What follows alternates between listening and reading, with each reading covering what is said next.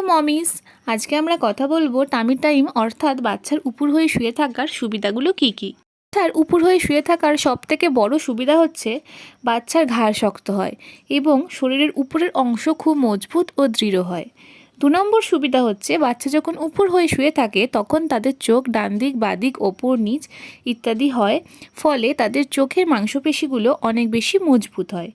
3 নম্বর সুবিধা হচ্ছে বাচ্চা যখন উপর হয়ে শোয় তখন তাদের সামনে যদি কোনো খেলনা রাখা হয় তারা সেই খেলনাটা নেওয়ার জন্য বুকে ভর দিয়ে দিয়ে এগোতে চায়। এর ফলে তারা তাড়াতাড়ি হামাগুড়ি দিতে শিখে যাবে। এবং 4র্থ সুবিধা হচ্ছে বাচ্চাকে যদি সকাল সকাল টামি টাইম দেওয়া হয় তবে তাদের গ্যাসের সমস্যা অনেক পরিমাণে কমে যাবে।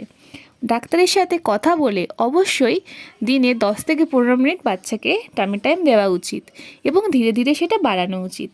আমার এই ভিডিওটা ভালো লাগলে অবশ্যই সাবস্ক্রাইব করবেন।